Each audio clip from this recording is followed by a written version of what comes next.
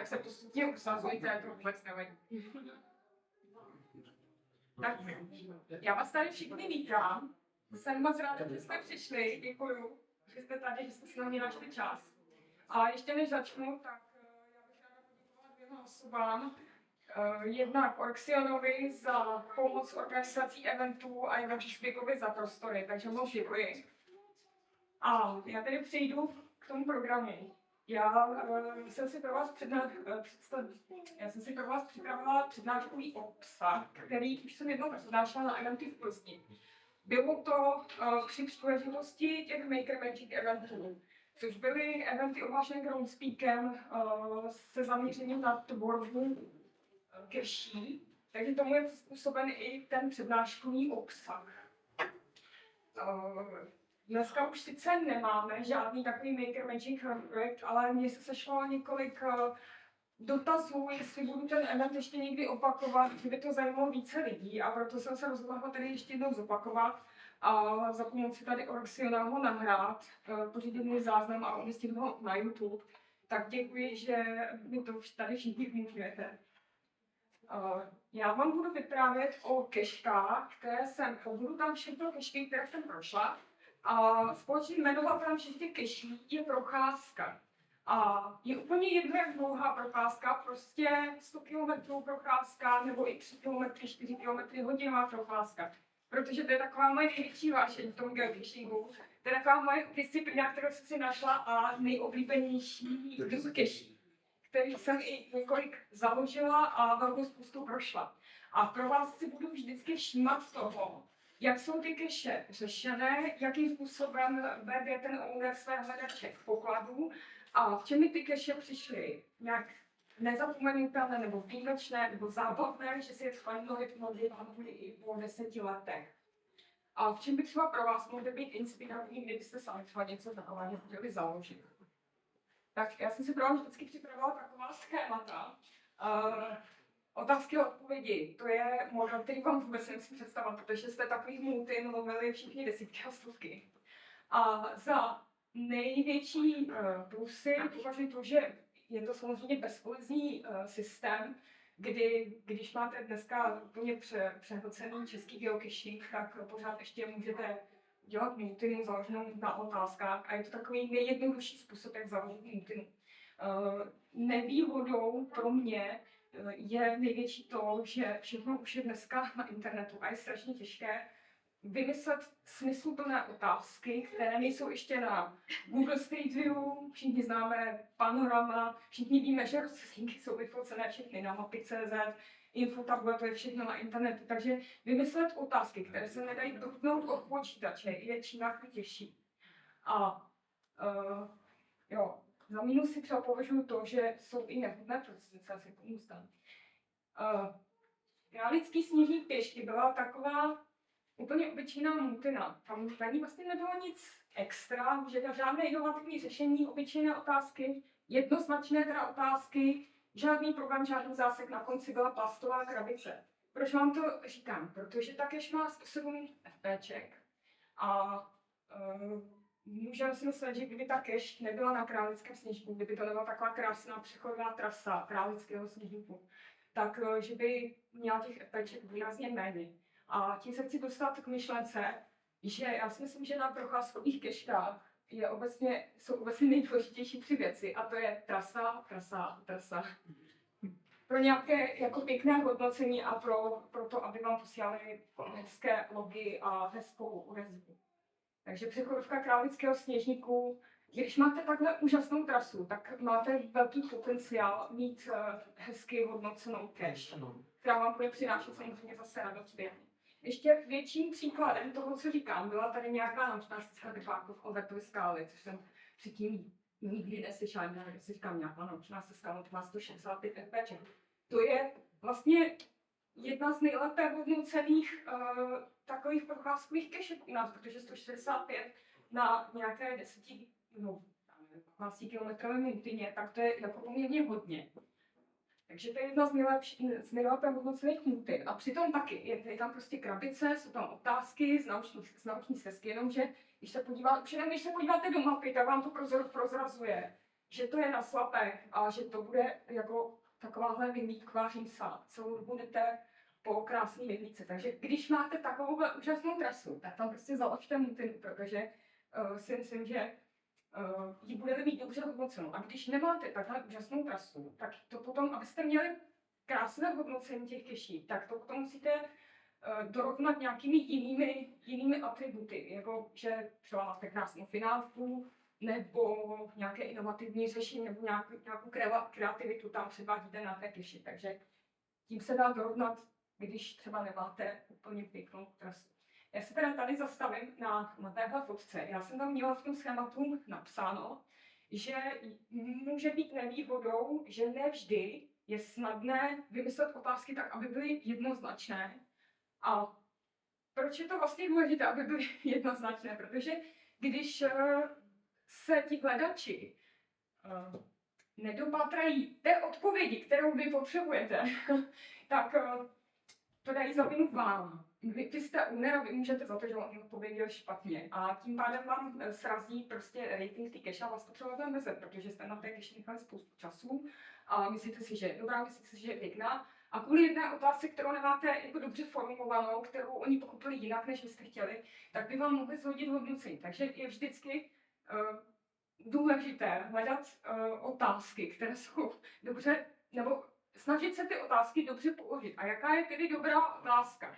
Dobrá otázka je podle mě taková, která je co nejkratší a obsahuje co nejméně takových doplňujících podmínek. Dobrá otázka je spočítej počet oken. Spočítej počet oken, ale jenom ty na jižní straně. A jenom ty, co jsou takhle vysoký, a jenom ty, co jsou dvoukřídlí a tak dále. A čím víc podmínek jim do té otázky dáváte, čím ji děláte složitější, tak tím větší prostor pro omyl jim dáváte. Takže za úplný extrém, co jsem když šla, jsem považuji tady tuhle cache, co se týče jako špatně položené otázky. Já vám přečtu otázku. Jedná se o tady tu fotku. Providíte si tu fotku, jo?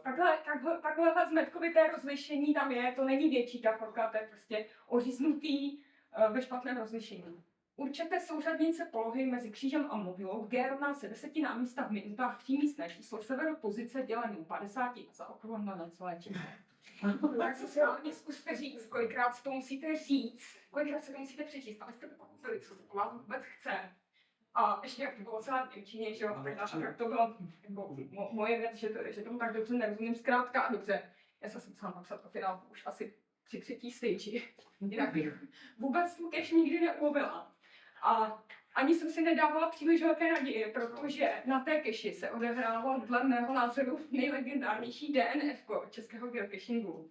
A zasloužil se o něj Petr Čitečka, jihočeský geocacher, původem myslím z Českých Budějovic. V roce 2008 ta cache byla publikovaná a on se v roce 2009 vydal na FTF. Prošel, ta cache má 750 km, abych jako doplnila. Prošel, to je přechod Alp, přešel ty Alpy, ušel 750 km a tu cache nenašel. Takže to zkrátka došel do konce, přešel ty Alpy a mezi tím mu to FTF vyfoukli nějaký Němci a on se rozhodl, že příští rok tu cache půjde znovu a najde ji. Už ji teda našel. Šel to 2krát, ale myslím si, že bych vám rozhodně řekla, že to za to stálo, protože ta cache je úplně úžasná. Ta trasa je prostě skvělá, když prostě projdete. 29 dní jsem to šla a to je životní zážitek. Jo, takže toho nelitujete, že si to dáte 2krát, ale je to hrozný. Vezměte si, že jdete 750 km pro cache a tu cache nenajdete. Tím se chci dostat k tomu, že já si myslím, že na čím delší a složitější projekty hledače posíláte, tak byste měli hledat jednodušší způsob řešení a co nejvíc jim to usnadnit a dělat transparentní řešení. Což rozhodně nebyl, jo a vezměte si ten owner, Il Padrino, on má teda několik niků, Derpate a podobně, tak on strašně rád zakládá takhle dlouhé cache a všechny jsou podobně zmatlané. Jako. Tohle vůbec není jeho nejdelší cache, nejdelší cache jsou třeba 2000 km dlouhý přechod Alp z Vídně do Monaka. A tak se vezměte, že třeba ten 2000 km, nenajdete tu cache, protože on neumí položit otázku. No tak to je prostě hrozné.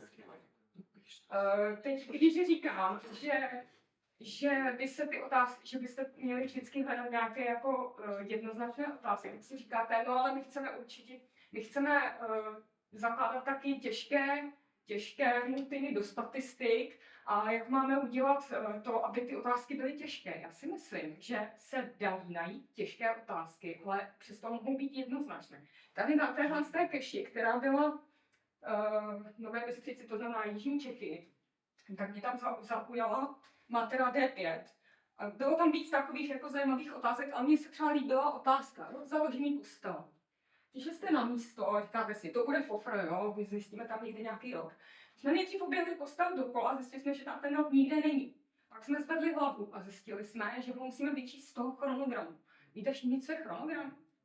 No, to je latinský nápis, ze kterého musíte vlastně dešifrovat z těch zvýrazněných písmen, musíte dešifrovat rok.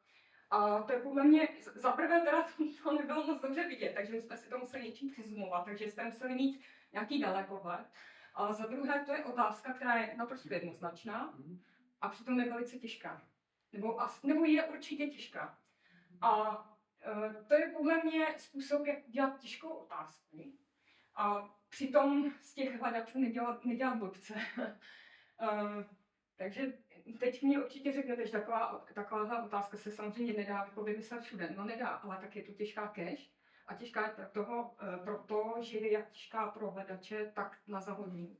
Vymyslet takovouhle cache je jako samozřejmě těžké. Štítky, všichni znáte. To je asi můj nejoblíbenější způsob, jak založit multinu. Podle mě se štítky nejvíc hodí na takové ty extrémně dlouhé multiny, protože je to velice transparentní systém, ti hledači vědí, co mají hledat, většinou to najdou. A je to i systém, který se velmi hodí pro třeba cizince, takže když máte cache, na které předpokládáte, že na ní budou třeba chodit Němci, tak vy ani nemusíte překládat listing, ale máte tam vzorec a máte tam štítky a oni se s tím poradí. I když nemáte listing v angličtině, v němčině, tak oni to uvolí. Za největšími mínusy je samozřejmě to, že mají kolize a že ať děláte, co děláte, tak vždycky, když někam natlučete štítek, tak je to vždycky invazivní řešení. Takže prostě vždycky tím musíte něco poškodit. Jo? Tak samozřejmě není to úplně OK. Musíte to nastoupit do nějaké lavičky, nějakého rozcestníku. Jo? Tak samozřejmě není to úplně správné, ale zase jak jinak to má člověk udělat. Ještě tam chybí údržba v minusech. Ano, divil by ses, ale já nejezdím moc jako na údržbu na tu cache. Já se k tomu dostanu, jak se to dá. Časně to kontrolujeme my. Děkuji všem, kteří mi opravdu nějaké štítky. Určitě tady se čtu. Takže Krkonoše Crossing byla jedna z prvních takových caší, se kterými jsem se já setkala. A mně ten štítkový systém se hrozně zalíbil, protože byl opravdu jednoznačný a člověk hned věděl, co má hledat. Takže mě se to strašně líbilo, pak jsem to aplikovala na velkou spoustu svých cache. Já jsem si tam udělala, ten přechod Krkonoš má asi 70 km, někteří určitě šli. A já jsem si tam udělala takový zážitek zážitku. Já jsem tam šla na východ slunce na sněžce, schválně jsem si to takto zorganizovala. A byla jsem na východu slunce na sněžce asi 3krát v životě a měla jsem velké štěstí, že opravdu ve všech 3 případech jsem viděla krásný východ slunce. Taky by se nemuselo podařit, že mám být noha. Každopádně, pokud byste se chtěli vypravit na východ slunce na sněžce, je to fantastický zážitek, ale nepočítejte s tím, že tam budete sami. Je to takový zážitek, který nenapadne jenom vás, takže v letním slunečném dni tam s vámi bude stát třeba 50-60 lidí. Ve 4 ráno samozřejmě. A to prostě napadne spoustu lidí. Každý chce vidět východ slunce z nejvyšší hory státu. Napříč Šumavou byla přejezdovka, tohle byla dělaná hlavně na kolo. A tím se dá, proto o ní budu mluvit, že se tím právě dá vyřešit ten problém údržby. Protože na napříč Šumavou jsem se setkala jako s první caší, ti owneři měli nápad, vlastně tady je to lépe vidět, měli nápad založit ty stage duplicitně. To znamená, máte jedné souřadnice, na tohle vám stačí jedno zaměření. a na těch jedných souřadnicích jsou 2 rozcestníky a vy na ty 2 rozcestníky umístíte 2krát ten samý štítek s tou samou hodnotou. Takže úplně jednoduše je to super jak pro ty hledače, kteří nenajdou štítek na jednom objektu a najdou ho na druhém objektu. Tak pro vás, že když se vám ztratí štítek, tak nemusíte hned běžet na obnovu. Takže tímhle způsobem, já třeba mám 800 km dlouhou přechodovku Pyrenejí. A tam mám třeba na některých místech i 3krát ty štítky. Protože prostě já nepojdu samozřejmě do Pyrenejí, když jsem tam ztratí štítek, takže jako vím, že už jsou tam některé jako ztracené, ale vždycky jsou tam náhradní. A teď se mi stalo, že to procházel, když to procházel FTFkář, po 5 letech, tak si tam ty štítky určitě nebudou. A on vůbec nenapsal o nápovědu, to znamená, že on to dal celá sám. To jenom jsem odbočila. Jinak přejezdovka Šumavy byla úplně super. Já jsem naprostý necyklista, já jsem velký cyklista, ale necyklista. A to byla taková první dlouhá cash a tím, jak jako vůbec nejsem zvyklá jezdit na kole do kopce, tak jsem dávala za den asi kolem 30 km, takže jsem byla ještě pomalejší, než kdybych šla pěšky. To úplně nevyplatilo, ale mi vůbec nevadilo, já jsem to jela na kopečku. Zlatá stezka Českého ráje je moje cash, kterou jsem založila pod dojmem těch caší, které jsem do té doby ulovila, mě se to hrozně zalíbila, tato disciplína. A chtěla jsem mít taky takovou cash a našla jsem si zlatou stezku v Českém ráji, velkou přechodovou červenou turistickou trasu, na které ještě nebyla založena cash. Já jsem na té svojí cashi využila další možnosti, které vám štítkový systém nabízí. A sice, že s štítkem můžete napsat, co chcete, jednociferné číslo, dvouciferné písmeno, nebo nějaký vzkaz, cokoliv. A tím pádem si můžete i přizpůsobit vzorec. A abyste si mohli přizpůsobit vzorec, tak samozřejmě musíte vědět a mít předschváleno revírníkem, mít zarezervované místo, vědět, že tam není žádná kolize, vědět, kam to když založíte. A já jsem se teda našla nějaké místo v Prahovských skalách a díky tomu jsem mohla udělat nejjednodušší vzorec, ale zároveň vzorec, který se vůbec nedá jako vyprutit od počítače. A to je klasický sčítací vzorec. A plus B plus C plus D plus E rovná se finál. Takže vy tam na té mojí cashi máte vždycky, a to je super, ale i pro ty lovce, protože oni to chtějí mít co nejjednodušší. Oni to budou počítat v dešti, v zimě a oni nechtějí řešit matematickou olympiádu po té, co ujdou 100 km. To je přesně ten způsob, jak jim to udělat jednodušší. Jo, takže vlastně vy na té mojí cashi sečtete všechny hodnoty n a máte n-kové souřadnice se všechny hodnoty e. A máte n-kové souřadnice. Nevýhodou je, že bych to chtěla přemístit, tak musím nějakým způsobem přečíslovat i ty štítky. Ale zatím jsem to neřešila. Prahovské skály bývají normálně přelidněné a proto tam jezdím zásadně, když je tam hnusně a zima. A jsou taky krásné. Prahovské skály v zimě jsou velice pěkné. Jsem šla zrovna na nějakou údržbu. Finálka vypadá takhle. Proč vám to ukazuju? Protože ta moje cash taky nepředvádí jako nic inovativního, žádné složitosti, nic extra, žádný speciální nápad. Jsou tam pěkné štítky, je tam taková důstojná finálka a přesto ta cash je vlastně jedno z nejlépe budoucích multi u nás. A je to prostě, za prvé je to tím, že je to teda ta zlatá stezka a za druhé je to tím, si myslím, že když máte, čím delší cash zakládáte, tak tím větší šanci máte, že vám na ní dá opravdu skoro každý FPčko. Protože ti hledači tu cash berou jako takovou nadmnožinu těch svých 5denních zážitků a pokud to jako u vyloženě něčím nepokazíte, tak máte velkou šanci mít opravdu pěknou cash. No. Takže na těch dlouhých, čím delší cash, tak tím větší procento FPček má. Skalní byty babušky, mně se strašně líbilo, to jsem zakládala vlastně v době, kdy jsem se teprve učila spát venku a učila jsem se vůbec jako bivakovat a stanovat. Já jsem, do té doby jsem to nikdy nedělala, ale jsem velká městská holka s autem a vůbec mě nelákalo spát někde v nějaký špinavý díře. A do té doby jsem si to strašně oblíbila a mě to přišlo hrozně vzrušující, že jsem někde v Českém ráji ve jeskyni a strašně jsem ten zážitek chtěla zprostředkovat i těm lovcům a tak jsem do té keše zaměřila několik takovýchhle míst, kde jako si myslím, že to ani moc nevadí, když tam takhle na divoko přespí. A vždycky mě jako Uhnera nejvíc potěší, když mi do toho hloubu napíšu, že někde v nějaké té jeskyni přespali, že to pro ně byl skvělý zážitek. A už několikrát mi tam třeba napsali, že poprvé v životě spali takhle v nějaké jeskyni a že to bylo úplně super. Takže to je pro mě víc než EPčko, jo? Že jsem jim vlastně ukázala nějaký nový životní rozměr. To je pro mě úplně nejvíc. Tuhle fotku jsem tam dala jenom z toho důvodu, já jsem říkala, že už jsem měla vytipované místo v Prahovských skalách na založení keše. V roce 2015, když jsem tu keš zakládala, bylo už prakticky nereálné založit něco v Prahovských skalách, protože byly přehlcené kešeny. A jediný legitimní a pro mě čestný způsob, jak zjistit, kde by mohlo být ještě volné místo, bylo, že jsem musela vykešovat celé Prahovské skály. Já jsem to fakt udělala. A byli jsme na to teda 2, my jsme se domluvili s Benchem 5.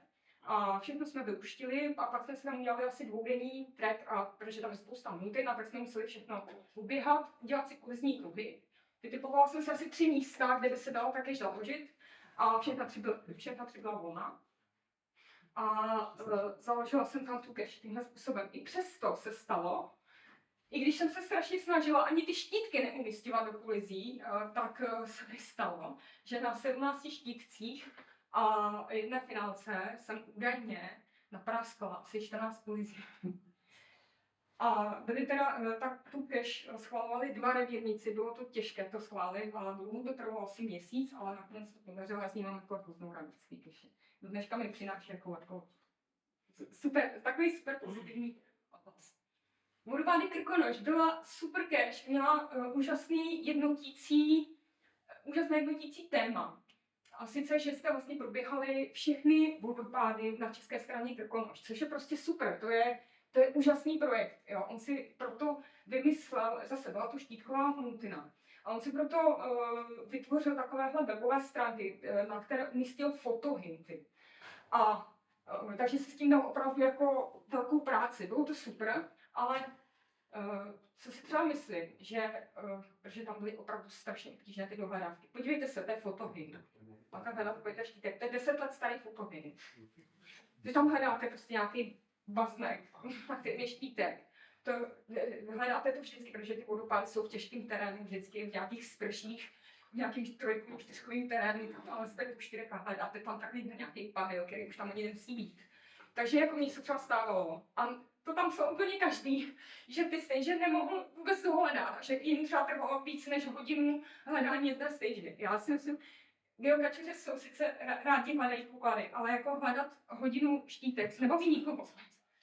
A tak si myslím, že je škoda, že ten owner, když už se s tím dával takovouhle práci, neudělal třeba právě ten duplicitní systém těch štítků, že by tam na každém stupni jsou ty štítky 2.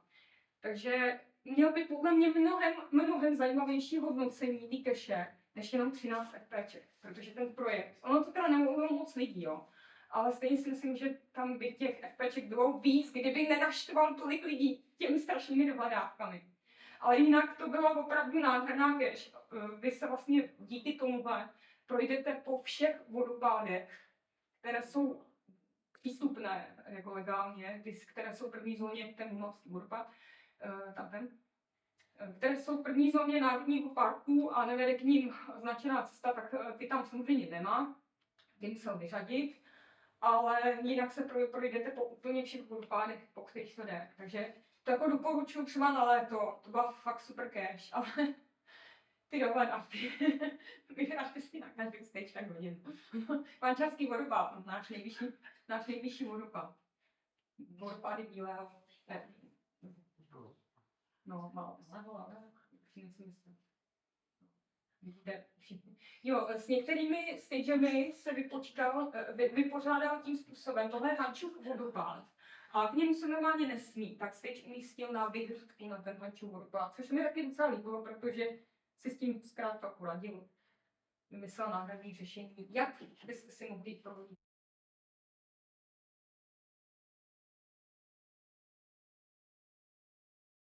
Já budu pokračovat, protože já se moc omlouvám za technický výpadek. Stezka svatého Václava byla keška, která mě zaujala právě svými štítky, o kterých bych si myslela, že se nedají řešit žádným kreativním způsobem a oni dají.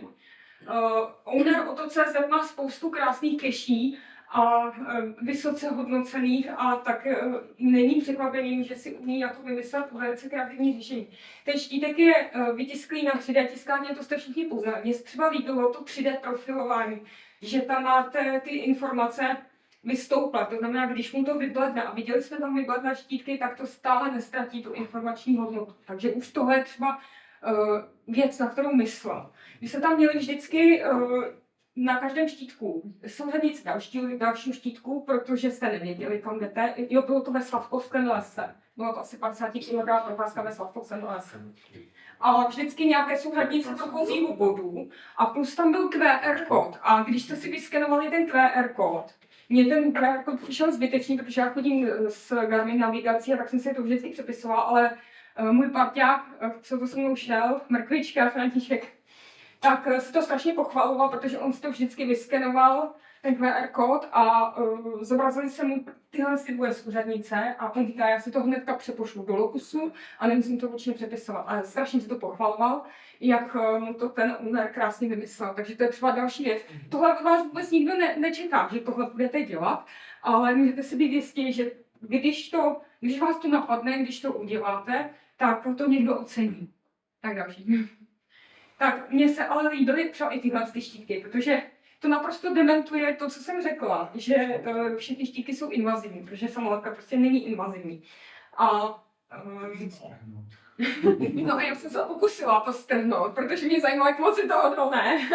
A nepodařilo se mi to. Jsou to odolné štítky, jsou to takové ty samolepky, co se lepí třeba na dopravní značky, jo? Takže jsou voděodolné a nedají se tak snadno souknout, což jsem se pokusila. Jen tak, až to jako testovat. A můžeš projekt. No, byla to cyklocache kolem Dalašské přehrady a přestože to byla cyklocache, tak teda ta trasa vypadala takhle, takže jsem z toho úplně zničená, já jsem naprosto katastrofální. Já nejsem cyklista, já jsem majitel kola. No, Dalašická přehrada, to je teda to Horácké moře. No, 50 kilometrů a mám na tom skvělý zážitek. Já jsem na té keši dala FTF, takže jsem si pak uvěděla. Na 50 km keši jsem dala FTF. Stála tam asi 3 nebo 4 dny. Nikdo neměl zájem pro 50 km trasu. Nechápu. Tak, kombinace, ale jak spojím všechny výhody a nevýhody otázek i štítků. Takovou keš znám jenom jednu, a tu, kterou jsme založili společně s mým manželem, Joe Trampem.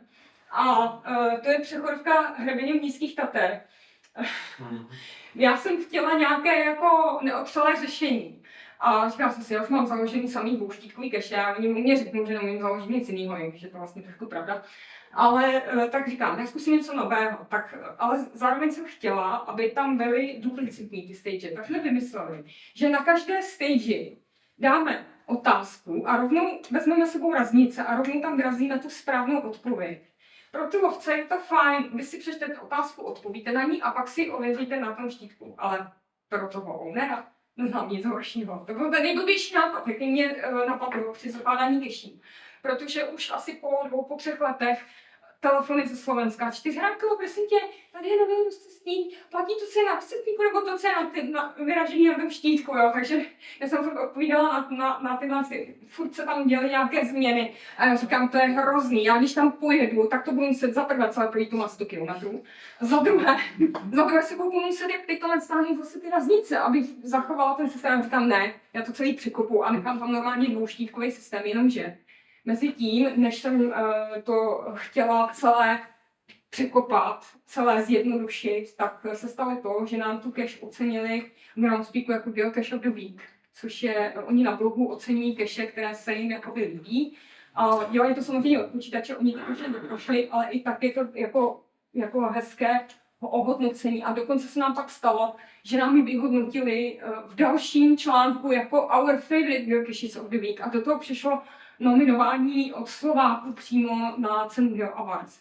Pod tíhou těchto 3 vyznamenání jsem to už nechala tak, jak je. A co jsem jí teda, já jsem ji celou opravila, byla jsem skutečně na té údržbě, prošla jsem těch 100 km, vzala jsem si ty raznice a vyšťourala jsem ty staré štítky, které tam byly. No a zachovala se, protože já samozřejmě nevím úplně proč, co se jim na té ještě líbilo. A je možné, že jedním z důvodů, proč nás takhle ocenili, je ten, že to má velice neotřelý formát, takže jsme to takhle zachovali. No, tak můžeš jít z toho. Přechod místních Tater. My jsme s manželem prošli celé Karpaty. Řekněme celé ukrajinské, celé rumunské, asi 2000 km Karpat. Ale můžu vám říct, Karpaty jsou velice charakteristické svými dlouhými hřebenovými cestami, a což je na nich velmi atraktivní, ale jedním z nejkrásnějších hřebenů celých Karpat, co jsme viděli, tak jsou právě nízké Tatry. Nenadávejte mi, až tam budete mít hnusné počasí, až se vám to bude na Tatrou blízka. Nebuďte to reklamovat, protože může tam mít i takhle a ta cesta je fantastická. Opravdu, to je cesta, která si úplně říká o takovouhle kešku. A ta trasa je prostě opravdu výjimečná. Jsem šla 2krát a 2krát jsem si řekla totéž, že ty vyhlídky, které tam jsou naprosto fenomenální. Vy se díváte na jednu stranu přes celé údolí Hromu, přes to Horehromě, a na druhou stranu se díváte na vysoké Tatry, které jsou úplně před vámi jako země Mordor. To je prostě krásné. Takže to si vždycky musím říct, že když už teda jako budu muset asi každé 3 roky jezdit na údržbu, takže jsem si aspoň vybral pěknou trasu. No. Západ slunce, jistý. Takže z celých Karpat se nám líbily jako jedny z nejvíc. Byl to jeden z nejhezčích hřeben celých Karpat. Prošla jsem 2000 km. Tuhle tady zastav. Tady vytloukám štítek. To je hrozný poprus. Mám v ruce kladivo a v druhé ruce mám šroubovák, protože já jsem takový troba, že si neumím sehnat ani ten vypravovat těch rybíků. Takže jsem vždycky takhle musela zapíchnout ten šroubovák, takhle to vylámat. Trvá to asi 20 minut, to je hrozný poprus. Ale ukazuji vám to protože já jsem odmítla nechávat tam po sobě bordel. Je to první zóna národního parku, a tak když jsem potřebovala ten štítek vyměnit, tak jsem ho prostě vytloukla ven, protože to tam nemám co dělat jinak. A každou cache, kterou zakládám, tak počítám s tím, že jednou budu tu likvidovat. Možná i ty Pyreneje. Prostě počítám s tím, že jednou se tam třeba znovu projdu a budu je likvidovat. Tak já. Jo, já jsem pro tu cache i mimo jiné sestavila takovéhle tabulky s trasovými body zájmu. Nejsou to vždycky jenom stage, ale jsou to třeba, vy tam vždycky víte, jestli máte souřadnice a vidíte, jestli tam ubytování, voda, restaurace, WC, stanování stage. Mohli byste říct, že je to jako zbytečná práce navíc. Mám takhle popsané asi 4 A4. A nicméně spousta těch hledačů mě právě v vozích napsala, že tenhle itinerář si vytiskli a že jim to připadalo hrozně super a hrozně jim to ulehčilo plánování. Takže to je další věc, kterou ode mě jako od umělání nikdo neočekával, ale já jsem jim chtěla něco zjednodušit, chtěla jsem jim s něčím pomoct, a tak jsem pro ně udělala tady tohle schéma. Kreativní otázky. Já jsem vůbec myslet atraktivní otázkám teda. A jo, já. A je to velmi těžké. Tady třeba průvodce po ničem je keška, která opravdu vede víceméně po ničem. Není tam nic extra zajímavého. Vede to Sostí nad Orlicí do Týniště nad Orlicí. Nejhezčí místo je na konci, kde je soutok Tiché a divoké Orlice. Ale jinak to fakt jako, je to takový jeden přes kopce, tam fakt není nic zajímavého. Ale ten listing, to fakt není. Ten listing je tak úžasně a skvěle vtipně napsaný, že to úžasně zasmějete, když jste v tom terénu a řešíte to přímo na místě, jak je to strašná sranda. Já vám jen v rychlosti přečtu. Můj spisek se bude podrobně zabývat macešsky zanedbávanými krásami ničeho. Bude to tedy průvodce po místech, kde vůbec nic není. Takže odpadá každá možnost, aby zrak po něčem pátral, a tím, aby postal nebezpečí, že by si nemohlý turista obroutil krk. A máte na každé stage odpovědět, kde jste, anebo co vidíte. Jo? A teď ty odpovědi, jo? Kde jste. Na parku, v kamenolomu, po kolena ve vodě, nebo nyní jste u klepsydry, co vidíte, gnomon, jo? Tak si googlíte, co je to gnomon. Nebo kde nyní jste totálně v prdeli. Máte furt pocit, že jste totálně v prdeli. A je to hrozná sranda. A potom jenom jsem si přečetla, když jsme došli úplně po těch asi 60 km, tak jsme došli dokonce úplně zlomený, zničený. Ani jsme si nebyli jako jistí, jestli nás celou dobu ten univerzum netahal za nos. jestli tam třeba nejsou paralelní trasy, takhle, jako jestli vůbec nevedeme. A když jsme si přečetli ten doslov, děkuji tímto všem čtenářům, kteří toto vydrželi číst až do konce. Dílko toto má být novou spruhou dalším tvořením průvodce po zlámaných i nezlámaných hodách. Jaroslav Hašek, průvodce po ničem. To je parodie na parodii na Pedekry, kterou napsal Jaroslav Hašek, autor Dobrého vojáka Švejka. A vy vlastně jdete podle, tak trochu podle Jaroslava Haška. To mi přišlo jako úplně skvělá pointa, jakože když už má trasu, která nestojí vůbec za nic, tak to dokázal povýšit na úplně jiný level, na nějaký intelektuální level. A taky se mi hrozně líbila, přestože to byla úplná pakárna, jo? Takže to průvodce po ničem byla nezapomenutelná cash, opravdu tím způsobem, jak je napsáno. No, to je vlastně, to je asi nejhezčí místo na trase, takovýhle. To je ten soubor té divoké a tiché ulice, tam jsou slatě obrovský mokřady. Je to pěkný, já vím, že vás to úplně nepřesvědčí, je to pěkný. OOK byla taková procházka po Toulousových maštech. Toulousové maštech jsou naše největší skalní město a tohle je taková multina, která vás protáhne po těch nejhezčích místech nebo po těch nejzajímavějších místech. A má zajímavý psaný listing, kdy vlastně to, co máte hledat, máte začleněno do děje. Takže vy si čtete nějaký příběh o tom, že vás tam přivítá mnich v sutaně a zírá na velký letopočet na levé polovině vchodové stěny. Takže bude, co máte hledat, máte to zvýrazný. A je to způsob, jak donutit ty hledače, aby si museli přečíst celý ten váš listing. A je to určitě takový neotřelý způsob, jak je provést po té trase, kterou s nimi zamýšlíte. Polovcový maštale. Vychové stíny, přesně tak, ano. Co vyznáš? Poznávání obrázků v terénu.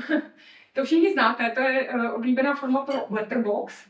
Vidím velký obtížnostný rozdíl mezi tím, když hledač zná waypointy. Máte hromadu fotek a hromadu stagí a máte přiřadit fotky ke stagím. Tak to mi přijde relativně jednoduché a docela atraktivní, je to takový jako zábavný. A vidím veliký obtížnostný jako rozdíl v tom, když ten hledač ty waypointy nezná, tak to mně přijde těžké. To znamená, máte trasu, máte 10 obrázků a máte je seřadit jak jdou za sebou. Je tam velký prostor pro to, abyste nějaký obrázek nenašli a tím se vám celá ta řada posunula a vlastně jste měli všechno špatně. Takže si myslím, můj názor je, že takovýhle model se hodí pro krátké trasy, řekněme do 3 km. Proč do 3 km? Protože to je hodina procházky. A když se jim to nepovede, když se jim to nepodaří seřadit, tak oni hodinu, aby to prošli znovu, ještě obětují. Ale když je protáhnete na 3 hodiny a oni tam naflákají chyby, tak 3 hodiny znovu nepůjdou. A oni se 100% seženou někde finále s pokutným způsobem. Takže já jsem tam napsala ideální maximální počet obrázků okolo 12. Proč? Protože Protože na téhle keši bylo obrázku 14 a mě se to nepodařilo zařadit. Takže jsem to nechtěla vidět celé znovu, ale nelitovala jsem toho. Tak ještě opravdu pěkná 360 FPček a nebyla jsem jediná, kdo to šel 2krát. I 3krát. Jak jsem sadila, že to někteří šli třeba i víckrát, tak prostě se stane, že tam něco člověk předvídne. Ale mně se to i tak přesto líbilo a líbilo se mi to právě tím modelem toho řešení. Protože mě to skutečně donutilo, ne čumět furt do mobilu nebo být ve svých myšlenkách, ale opravdu koukat jako na ty hradby. A díky tomu jsem si všimla jako velice cenného poznatku, co týče Berouna, že jsou tam velmi pěkně a citlivě zařazeny staré hradby do nové zástavby. Že oni je nezbourali, oni na nich postavili nový baráky. A já si myslím, že nebýt toho, že jsem opravdu na ty hradby musela čumět, celou dobu, a dokonce 2krát, a dokonce 3krát, tak díky tomu jsem si pak všimla, že tohle je ta asi nejzajímavější věc na celém droně. Takže a pomohlo tomu právě ten systém. Jo? Kdybych tam měla 14 bavazin, já bych s tím byla rychle hotová, a tak to bylo mnohem zajímavější a mnohem interaktivnější. Tak, já. Tohle byl úplný extrém toho, co říkám. Ale fakt. To byla jedna z nejdelších cache u našich archivů, ale já si myslím, že tam pořád je. Asi 250 km. Podívejte se, tady je mapa. Tohle je ašský výběžek. To znamená, má to fotky v Karlovarském kraji, proto to řadím do českých deší. Jinak samozřejmě i hned opouští do Německa ta trasa. Je celou dobu jdete podél řeky Bílý Holštrov, Weißelster, což je řeka, která je mnohem známější v Německu, protože protéká Lipskem a vlahou Lipska se stéká do jiné řeky. A vy si díky této keši projdete celou tu trasu. Celou dobu jedete po krásné cyklostezce, minimálně v provozu. A musím říct, že ta trasa byla fakt super, ale úplně mega super. Celou dobu jedete z kopce, protože jedete po proudu řeky, a nebo jedete po rovině posledních 100 km, tam se vlastně neděje. Ale když ta keš byla publikována, tak byla řešena tím způsobem, že jste tam měli 30 nebo nějakých 33 obrázků, které máte. A jste neměli waypointy. Takže jste celých 250 km.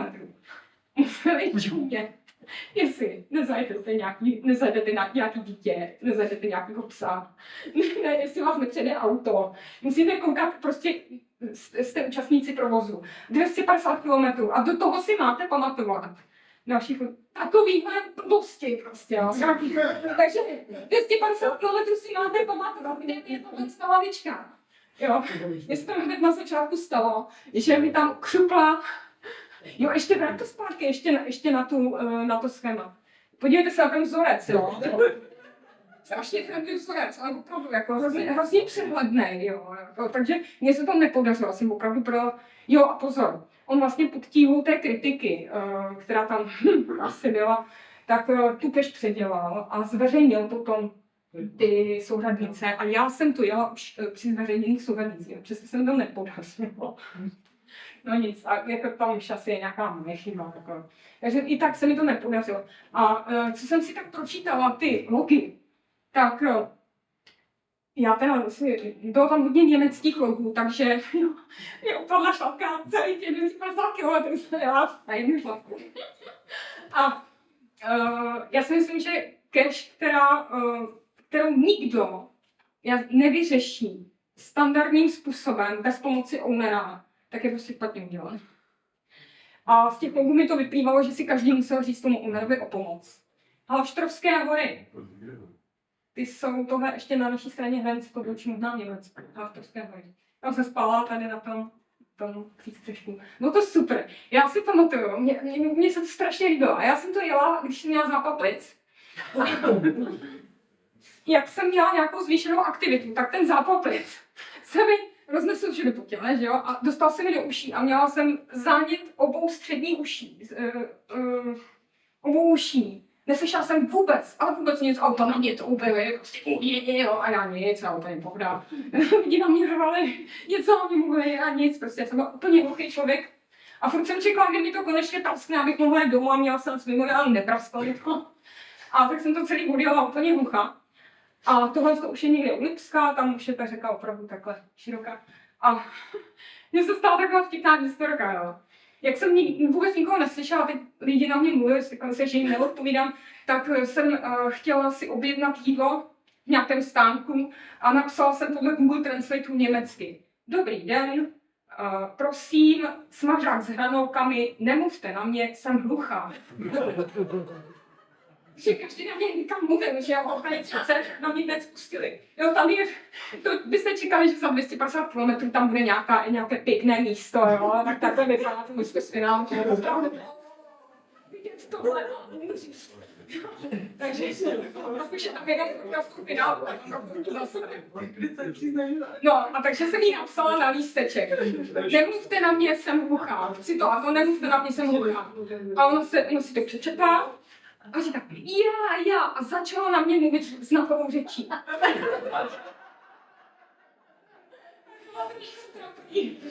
No, teď budu... Vůbec zážitky stále keše. A jinak ta keše super, myslím si, že tam pořád je. A že je pořád tím, že jsou tu nějaké obrázky, tak je pořád asi i lovitelná. Takže kdybyste jako měli, tak jsem tam dneska šťastná. Tak můžeš dál. Můžeš dál. Fyzické kraky a promakané stage máme všichni určitě nejradši. Byli jsme geokačeři a strašně rádi hledáme poklady a nejradši máme, když něco najdeme v terénu.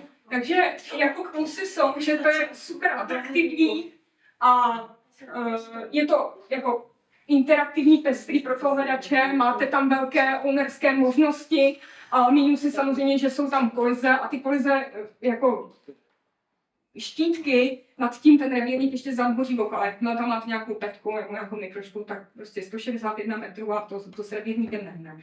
Takže ty kolize jsou opravdu braní vážně a samozřejmě je to náročné na údržbu, protože jestliže máte třeba 5stageovou multinu s fyzickými krapkami, tak jako je to složité tak na údržbu. Tohle to byla catch, kterou možná ani neznáte, to bylo 20 km procházka pod Troseckými údolími. A mně se to hrozně líbilo, protože já jsem prošla celý na té krokse se spoustou ponožek a ono přitom bylo takhle. To se prostě tak jako stane, jakože vyrazíte z domu a zapomenete boty. Zlevnu. No, ale mně se také hrozně líbilo, protože byla tak jako postarou udělaná. Měl jsem tam vždycky krabičku, takovou odlokovku, tam byly zalaminované povídání. Bylo to o mlýnech, které tam byly v tom údolí, ale dneska už z nich nic nezbylo a to, co zbylo, tak je představeno na turistické, teda na rekreační objekty. A tak jste si vlastně mohli přečíst o té historii toho místa. Mně se to hrozně líbilo, protože to bylo právě takhle interaktivně udělané, hledali jste ty krabičky. Jo, my jsme tam spali takhle v té jeskyni a tam v těch krobsech. To a můj manžel, ten měl letní spacák. My jsme nějak to trošku podcenili a my jsme podcenili spoustu věcí. Jo, tam se nám stal jenom taková vtipná pointa, dejte zpátky, že ta catch byla uvězněná tady v tom mřížoví z těch střechů. A my jsme samozřejmě nechtěli to rozkoukat, ani za prvé je to krásné, a za druhé jsme se obávali, protože ty pískovce jsou křehké a kdyby do toho člověk začal kousat, tak jste mohl bolnit. Takže tam jsme jako skončili s regulárním lovením, takže jsme se teda napsali o finálku, protože jsme se nebyli schopni dostat k té krabičce. No, takže Potrosecká údolí v zimě stála za to, nebyl tam nikdo kromě nás a už vůbec nikdo ne v kroksech. Potrosecká údolí. To má tak 20 km, byla to fakt pěkná otázka, když jste se tam vyskytovat, tak se to určitě bylo. Popis trasy všichni známe, tak jsou řešené letterboxy, je to určitě zajímavý formát, ale podle mého názoru se hodí na nějaké kratší trasy, nebo třeba maximálně nějakých 10 km, protože čím delší ten popis trasy máte, tak tím méně atraktivně to působí a tím je to takový kycanější a horší na srozumitelnost. No, takže podle mě takový nejlepší způsob, jak popsat trasu a přitom žádnou trasu nepopisovat, je stopněte si na úvodní souřadnici, tam začíná naučná stezka a celou dobu jdete po naučné stezce. To je způsob, jak popsat trasu a přitom se jakémkoliv popisu trasy vyhnout. A tohle byla hezká cache, po stopách Jany Cimrmana, bohužel, to je Tišnovsko, já mám strašně ráda Tišnovsko, protože tam pochází část mé rodiny, strávila jsem tam část dětství, takže já mám fakt ráda takovou svateckou vrchovinu. Zase jsem zašla v zimě, já nevím, proč jednou chodím v zimě, když takhle hnusně. Jana Cimrman, jste poznali samozřejmě, tu finálku jsem si troufala zveřejnit, protože on to vlastně archivoval už bohužel z toho důvodu, že mu je právě zničili. Měli fakt pěknou, jako prostě takhle pěkná finálka a bohužel můžou mi zničili. Tohle byla asi, já jsem říkala, že se to hodí podle mě na takové kratší trasy a tahle je asi nejdelší s popisem trasy, se kterou jsem se u nás setkala, byla Jesenická procházka, kde popisuje tu trasu asi 70 km. A je to pořádně ty pomodré, počervené, pomodré, počervené. A tak máte jako spoustu. Já bych to řešila asi trošku jinak, ale nakonec, když jsme si sedli k mapě, tak jsme zjistili, že se celá ta trasa dá vlastně vyprojektovat z mapy, že se dá uhádnout, že si máte jít po červené pozor, tak to tam všude vidíte, tak najednou jsme měli 70 km, kde jsme tudy jít. Tak to bylo takový zajímavý řešení. No, on tam měl takovou tabulku, velice systematickou, ale mě to působilo hrozně vědecky, že já tam určitě nebudu vědět, co s tím, ale bylo to mnohem jednodušší na vyplňování, než si člověk myslel, takže jako zase měl to pěkně připravené, pěkně udělané. No. Mnohem víc mi tady ten, no ano, to všichni znáte a to je super, ale cash. A na téhle se mi to líbilo mnohem víc, protože to je nějaký 30 km. To je tvoje cash? Ne, já to mám točně No tam jsou je pěkný. přeběhu. Jo, no a tam se mi ten model, on vlastně zvolil úplně ten samý model s tou tabulkou a tak dále, s tím popisem trasy, tam se mi to líbilo mnohem víc, protože je to kratší popis a kratší trasa než popis. Takže to je západ slunce z Kelčského Javorníku, jeden z nejkrásnějších západů slunce, co jsem viděla. Mně to vyšlo prostě takhle. Viditelnost přes Moravskou bránu, Ogerské vrchy až někam k nízkým jeseníkům. Nádhera. Jako. Vy to tady všichni znáte, ale pro mě to bylo úplně prostě já jsem strašně líbila, super cash. Kdo nemáte, tak si určitě projdete, máte to odsud blízko. No. Zase do páté to vezme. A úplně. Prostě mám si představovat. Procházkové Verigo máme všichni rádi, protože je to docela zajímavý bodík do statistik. Těch verik není úplně moc, protože jsou samozřejmě těžké na programování, každý to naprogramovat neumí. Na nejvíc tak nějaký reverzní Verigo. A za největší plusy hodnotím to, že samozřejmě je to pro nás atraktivní, že je to podle mého názoru nejlepší projekt virtuální reality zakomponovaný do geocachingu, jaký Groundspeak představil. Lapky se s tím podle mě srovnat nedají. Ve Verigu máte mnohem víc možností, jakým způsobem můžete pracovat se řešením té cache. A za největší minusy prostě bohužel hodnotím to, že a za to nemůžou ale ti hráči, ani ti owneři, a to je, že ten vývoj je strašně zastaralý. Když se podíváte na stránky Verigo.com, tak tady vidíte last update, new, ještě to sláží, new, super, 2008.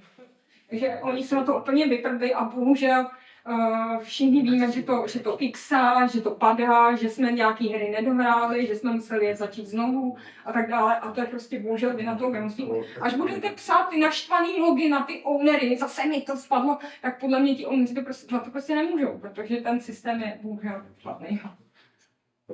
Tohle jednoševské studánky v nás na Vysočině dokonce získala nějaké ocenění. Mně se také líbila, protože má krásný jednotící projekt, to je vždycky přidaná hodnota. Když máte jednotící projekt, máte se projít po polesí, to je jenom 10 km a jdete kolem studány. Za prvé na všech studánkách jsou i trávičky, takže máte víc bohů, což je jako fajn, že? A za druhé jdete po nějakém tématu a to je takový zábavnější, to je to takový ucelenější. No.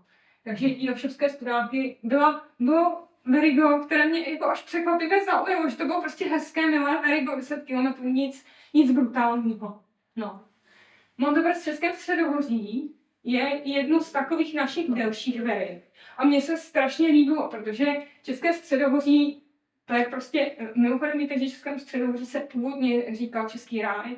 A obrozencům se nelíbilo, že se Český ráj, ten strašně romantický pojem, říká oblasti Sudet, kde bylo víc Němců, že?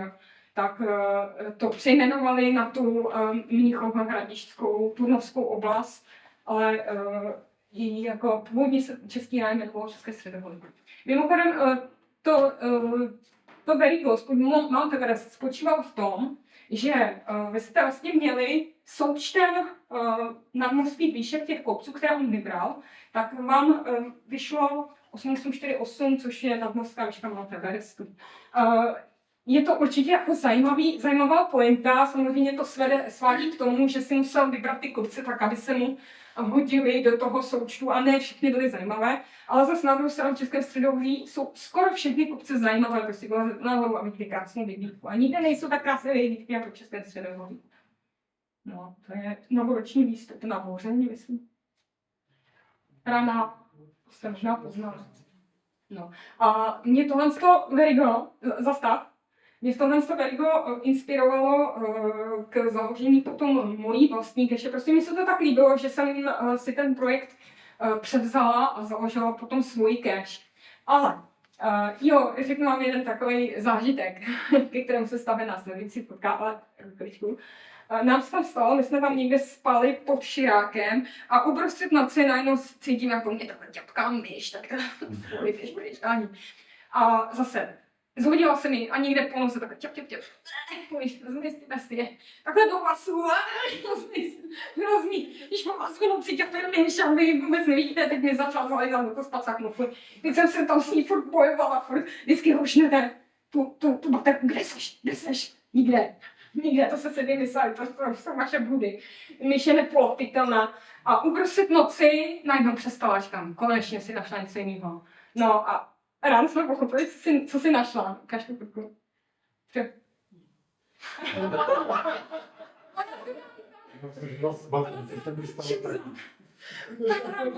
Do našeho batohu, kde mi cítila pecen chleba. Takhle jsem tam prorezala, udělala si tam myší domeček. Samozřejmě ráno po ní nebyla ani stopa.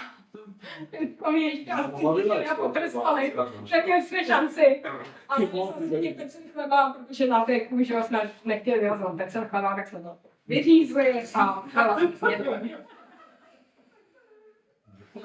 tak jsme tam sedalovali, my jsme to šli asi na 3krát, celé jsme to šli pěšky a bohužel ten owner nenaznačil, protože viděli jste, jak jsou roztrcaný ty vejkonty po celých severozápadních Čechách. A ten owner nenaznačil, kde finálka, který kopec si máte nechat naposled. A protože my všechno mluvíme opravdu čestně, to je na sedlenci. My všechno mluvíme čestně, tak jsme to prostě přijali, že to vědět nemáme. A skončili jsme 60 km od finále. Což nás teda opravdu jako nepotěšilo. Tak si myslím, že tohle ten owner, jo, se tam kempujeme. Týmo, 22 přírodní rezervace. No nic.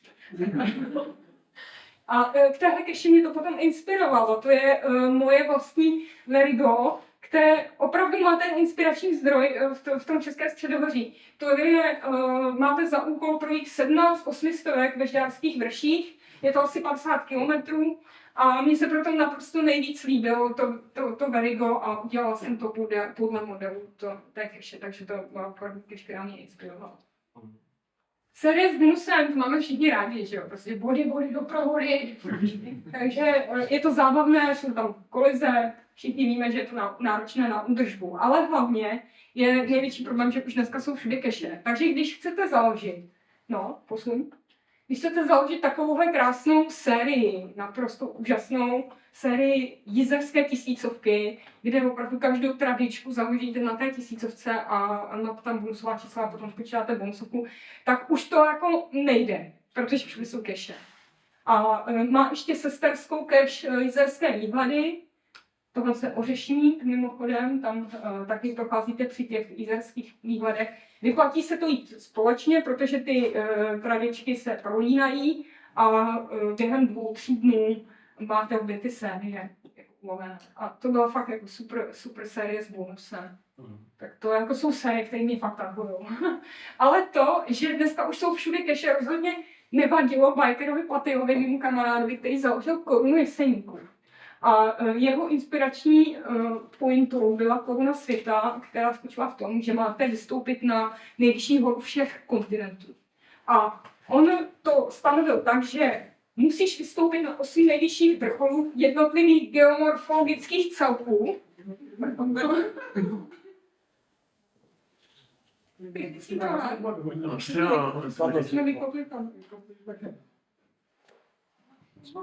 No, takže on tu cash založil na tom, že máte vystoupit na nejvyšší horu každého toho geomorfologického celku, těch Jeseníků. To znamená, je tam samozřejmě praděd, ale zároveň je tam nějaká homole nebo homolka, která má 333 metrů nad mořem, což je jenom zanedbatelný kopec. A my jsme tuhle cash šli v době, kdy byly nejhorší karantény a naprostý zákaz vycházení, tak jako jsme si řekli, že se budeme 10 dní schovávat v lesích. A když to chcete, my jsme asi jediný, kdo to prošel fakt jako pěšky celé, protože jinak je to prostě na auto, že to tak prostě jde. A my jsme jako asi jediný, kdo prošel celý těch asi 350 km. A šli jsme to asi 10 dní. Šli jsme to někdy na přelomu března, dubna. A šli jsme to s letními spacáky a bez stanu, protože jsme jeli vlakem a najednou jsme se dozvěděli z médií a od našich zaměstnavatelů, že už nemáme chodit do práce, protože jsou karantény a vláda zakázala chodit do práce a tak dále. A tak v tom vlaku, na kterým jsme si byli, jsme s těmi letními spacáky, které jsme měli jenom někde na spaní, někde na podlaze, jsme si říkali, tak co budeme dělat, když na nikým jako nemůžeme na návštěvu, co budeme dělat? Tak pojedeme do Jeseníků. A takhle jsme se rozhodli, že jdeme na 10 dní do Jeseníků. A tak jsme tím vlakem jeli do Jeseníků. Bez přípravy, bez ničeho. Jako, no, tak to prosím to dál. Vy vlastně na každé té, jednak si, jo, a jak on to vlastně vyřešil. Sice na každém tom kopci už je samozřejmě dávno cache a on se s tím hlavu nedělal. A tu cache prostě založil 161 metrů od té vrcholový cache. Proč ne? Super, jako mně se to fakt líbí. A na každé, když to zpátky, na každé té stage nebo na každé té tradičce má jako pomůcky číslo, jednoduchou otázku, kdy si vyskenujete QR kód, který tam má a odpovíte, máte indici pro finálku. Jeho finálka je naprosto úžasná, že Biker Paty byl profi svářeč. Ale víc vám tomu neřeknu, protože bych spojovala. Takže prostě si vysvářel naprosto fantastickou finálku, kvůli které se vyplatí to projít, když chcete vidět jako pěkný finálky. To je slunečná, dej pryč tu nejš, jenom s ní pohní někam. No. Takže to je ta další cache, ten další obrázek. Tam my jsme něco popojížděli nějakým autobusem, takže ty červené, nebo nějakou dopravou. Takže ty červené treklogy jsou autobusy nebo nějaká doprava a to všechno, co je modré, tam jsou 350 km, tak to jsme prošli, to je záznam naší trasy. No, tak jsme tam spali na zemi jak divočáci, protože my jsme neměli vůbec nic proti spacácích, nějakou úplně potomci. Jako na přelomu března, dubna bylo, listuji těmi fotkami, tam byl samozřejmě sníh, jako v Jeseníkách, jo. My jsme tam spali prostě na sněhu. Jsme tam po 10 dnech, to pak vidíte, jaký tam máme pomrzli. Strašně jsme tam pomrzli, ale měli jsme krásný počasí. A právě jsme se někde rozvalili. To je kostel v Žilové. Jak jsem říkala, že v Berouně se mi líbilo stará a nová zástavba, jako, jo, tak tady to úplně povýšili na jiný level, kdy z hradu udělali kostel. A mně se to prostě líbí, je to naprosto atypický kostel. To bylo jediné místo, kde jsme tam spali v nějakým krmaci, jako pod střechou, jinak jsme furt spali někde pohozený na zemi. A měli jsme krásné počasí, to nám fakt vyšlo. No, bylo jedno z nejhezčích míst, jako, kde jsem si vůbec lapl širák. Zemí, fakt super místo. Ale bohužel, jako, jsme to trošičku umrzli. Strašně jsem jim měla taky. Nic spacáky prostě. Virtuálka, nejnovější moda, zakládat ty dlouhé trasy na virtuálkách. Má to jako velká specifika, jakože můžete jít jakýmkoliv směrem. No, tím, že nehledáte finálku, tak myslím, že to můžete jít jak chcete, nehrozí vám DNF. A pro toho ownera je dobré, že mu nehrozí jako finálkaření, protože vy musíte na základě fotky dokázat, že jste na tom místě opravdu byli, jinak nemáte nárok na log. Ale já se přiznám, že já, když jsem získala virtuálku, teda prostřednictvím adopce, prostřednictvím jedné kašerky, která mi poskytla k adopci, tak jsem to nechtěla zakládat jako dálkovou cache, protože mi to jako ownersky nepřišlo atraktivní. Já jsem neměla moc jako možností, jak z toho udělat něco zajímavého. Tohle to byl úplně první cache, to byl průkopník tady těchto z těch dálkových cacheů založených na virtuálkách. Koruna Turca, asi 250 km, na kterých projdete. Ano, a Krnické vrchy. A proč já jsem nechtěla nic takového zakládat? Jo? To je fotogalerie. 250 km těmi nejkrásnějšími horami na Slovensku. A ten rozsetník. Každý tam přiloží 30 fotek. A všechno samý rozsetníky. Jo? A mě to jako... Já se strašně ráda dívám na zlatou stezku, na ty fotky, ale mě tam samý rozsetníky, tak bych to asi archivovala. Takže třeba pro mě jako pro Unara to nebylo moc atraktivní, ale jako pro lovce je to jako fajn, že vlastně mám hrozí, ne? Jako vždycky... Lidská píčera. Ano, přesně tak, no. To byl hnusný kopec. Jo, to by bylo víc takový hnusnej. Lidská píčera. Tohle je Křivánská malá fatra, zamluvuje velký osupec. Tohle je šíp, krásná jeskyně a to jsem našla jenom díky GPSce, že jsem ji měla ve Waypointech. To za to stálo, jako se tam dělala. To bylo opravdu pěkné. Vedení trasy, lineární okružní, tak víme, co si budu tím představit. Já mám radši samozřejmě ty lineární, protože toho víc vidíte, ale vždycky tam řešíte logistiku dopravy, protože to nemůžete vzít autem. Jo, skončíte v místě B, někde daleko. Takže co se týče těch okružních, tak jsou zase jako pro mě třeba méně atraktivní, ale máte zase možnost jako owner založit tak, aby se dalo jít v obou směrech. Což se u těch lineárních nedá. Ale naštěstí tenhle owner si s tím poradil hrozně svérázně, když založil cache Birkovo kolo, které vede z Brna do Břeclavy. Ale aby umožnil to, že si to pojedete, jakým směrem chcete, tak má finálku uprostřed a vy projedete buď ty horní stage, nebo ty spodní stage, najdete uprostřed finálku. A samozřejmě jako je spousta těch, kteří to po 30 km zabalí, mám finálku čau. Já jsem to šla dokonce snad pěšky, což byl blbý nápad, protože to je fakt cesta na kolo. Ale já jsem to teda šla celá. Jo. Celá. No, to jsou malý. Myslickými vrchy na Harvardu. To je super. Ten se s tím taky dobře poradil vlastně, s tím, že vždycky řešíte dilema, jestli to chcete jít v tomhle směru nebo v tomhle směru, tak založil dvojkeší, že jo? A vy během jediné cesty pozbíráte indicie na obě ty keše, ale zase, když už máte souřadnice na obě keše, tak přece je chcete obě. Takže jedna končí tady a jedna končí tady. Když jsem to teda šla odsud takhle a skončila jsem tady, tak říkám, ne, já tu cache prostě chci, přespala jsem tam a druhý den jsem asi různým způsobem, asi 3 spoji, se dostala znovu sem, abych tu finálku ulovila. Takže, ale nevím to, mi se Vizovický vrchy strašně líbily, to už jsou prostě Karpaty, to je hřebeno, to je nádhera. Mně se ale strašně líbí, jako ty vaše hřebenovky, co tady máte, to je super. Čertová podková, taky tak všichni znáte. Jsem šla taky pěšky a to teda byla úplná paráda. Waypointy v praxi, to není potřeba úplně představovat, my všichni víme, že takovou tu stageotvornou funkci mají 2 typy waypointů, to je fyzická a virtuální stage. Párkrát jsem se setkala s tím, že tady do té kolonky, do té předpony si owneři občas napsali třeba nějaké plný pitomosti, evidentně neví, k čemu to je. Z té předpony vám to udělá unikátní waypoint kód, který je sestavený z té předpony a z GC kódu té cache. A já podle toho hledám v té Garmin navigaci. Když tam například nějaký kraviny, tak my tím jako uživateli Garmin navigace znesnadňujete užívání. Tak to je... A většina lidí tam píše 0102, stage 1, stage 2, no.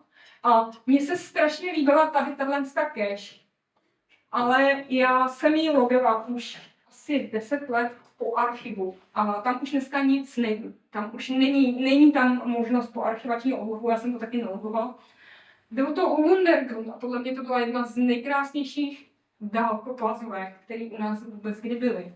Protože byla hrozně, ale hrozně super vymyšlená a hrozně promyšlená. A mně se strašně líbil způsob, jakým tady pracoval třeba s těmi waypointy.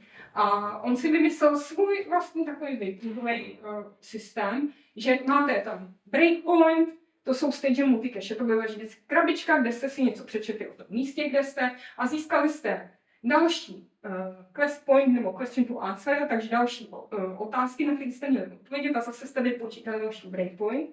A získali jste další souřadnice na viewpointy. O tom waypoint to bylo jenom o tom jako nějaká prostupová trasa. Tam se nic neřešilo. A ten viewpoint, to se mi hrozně líbilo. To bylo takový hrozně kreativní řešení, ale hrozně blbý. Protože na každém viewpointu zjistěte, jestli z něho vidíte horský hotel Ještěd a železniční viadukt v Novině. Za každé spatření si udělejte čárku, za Ještěd zvlášť a dva za viadukt. Na samém konci je sečtěte a za Ještěd to bylo x hodnota a kolikrát jste viděli Ještěd, tak to bylo x a kolikrát jste viděli Noviny, tak to bylo y. V té oblasti okolo Liberecka se přezdívá lidově noční republiky, protože tam to chčije. A protože jsou tam kolem těch Jizerských hor a tady kolem toho Ještědu jsou největší srážky právě u nás, to je noční republiky. Takže vám asi dojde, že ten viewpoint byla problematická stage, protože tam všichni měli hnusně a neviděli žádnou vyhlídku. Takže, ale mě to přesto líbilo, trošku to promysluji. Jo, na každý, tak to vlastně vypadalo. Já jsem to šla jenom díky fotkám těch lovců, kteří to šli třeba 2010, takže to je úplný zázrak, že to má někdo na fotce, to tehdy jako nechodili úplně ty kačeři, nefotili si každou cache. Železniční viadukt v Novině je jeden z našich nejkrásnějších železničních viaduktů vůbec. Já jsem se nelíbila. A každá vyhlídka na něj mě strašně potěšila. A mně se tady ten úkol prostě strašně líbil. Já jsem dala nějak krásný počasí, proto se mi líbil. A vždycky jsem se strašně těšila na další vyhlídku. Co tam uvidím? Jestli tam uvidím ten Ještěd anebo ten novinský viadukt. No, tam byly různé idoly, takže to vás opravdu protáhlo celou tou oblastí a opravdu dokonale jste tu oblast prošli. To nebyl velký záběr jako rozsáhlý terén. To bylo jenom kolem toho Krištofova údolí. Krištofovo údolí se přezdívalo Houndem. Dej to zpátky. To bylo jediné místo. A se zjevně hrozně zde bylo vidět i ten ještě, ten novinský viadukt. To bylo jediné místo. To se mi strašně líbilo. Mě do toho jako prostě takhle vtáhlo. Já jsem si potom hledala i svoje vlastní vyhlídky na ještě. A já nevím, možná tu cache někdy ve spolupráci s tím úmerem uvedu znovu do nějakého obnoveného stavu. No a tady se na chvilku zastavím, protože už budu končit přednáškou. Tuhle cache jsme založili společně s Kamilem Moravcem, když jsme přecházeli Pyreneje. Je to teda moje nejdelší cache a mám o tam tak naprosto fantastické zážitky, ze kterých jsem napsala knížku.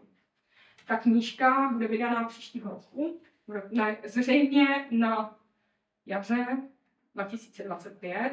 Mám aktuálně před podepsáním smlouvy s nakladatelstvím a je to o tom, jak jsme přecházeli Pyreneje, je to částečně i o mém životě. Prostě napsala jsem knížku, která datuje asi 3 roky mého života.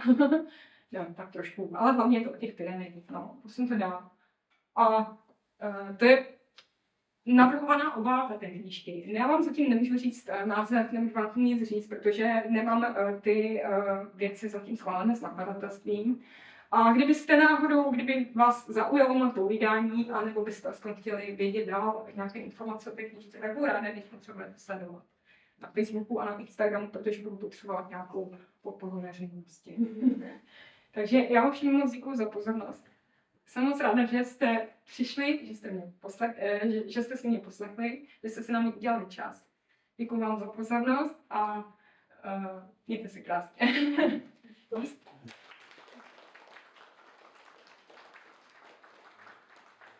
A vy nějaké dotazy? Ty něco vědět. Co? Plný dojmu. Plný dojmu, no. Když mě taková, každá taková cache mě zanechá jako Kolik botů zničila za ty roky? Petra? Kolik botů zničila? No, já zničím každý boty prostě, jako. Já jsem opravdu ničitel bot, no.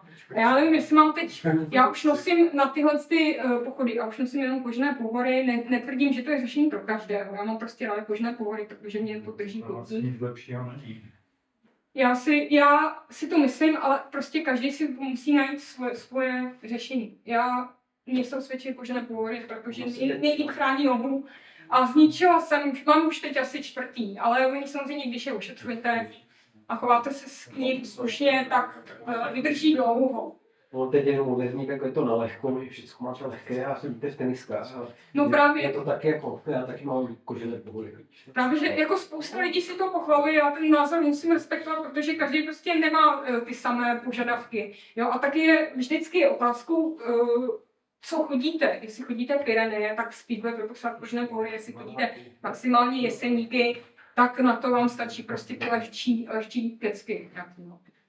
Byl jsem na přednášce na G20, ty to znáš, jsi tam byla. Já se nebudu představit, že půjdu v teniskách tu G20. Jo. Já jsem rozhodně... Já člověk, který to šel, tak... Já to v běžeckých Oni jsou tam, tu G20 běhají ultraběžci. A ti to samozřejmě neběhají v pohorách. A ono to prostě jako o těch potřebách, které člověk má. Zase ti běžci nemají žádný závaží. Já nesu x-kilový batoh a já prostě chci mít ty nohy jako pevný. Takže ono je to i o té aktivitě, kterou tam člověk dělá. Ty běžci potřebují běžet na lehko. Oni mají jinou potřebu na boty. A říkám, každý to, co mu vyhovuje. Já nosím kožený pohory a pak já mám jenom 2 typy bot. Kožený pohory a lodičky. Já prostě no.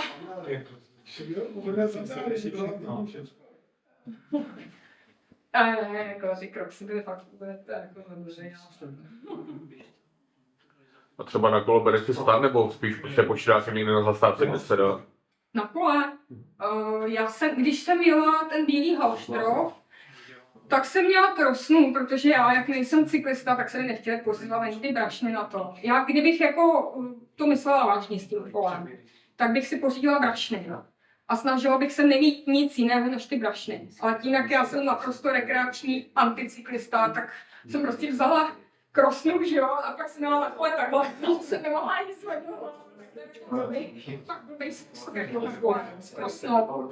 No, takže to jako nejsem inspirativní v tomhle. Říkám, já jsem fakt já nejsem cyklista, jsem majitel kola. A občas mi užiju to.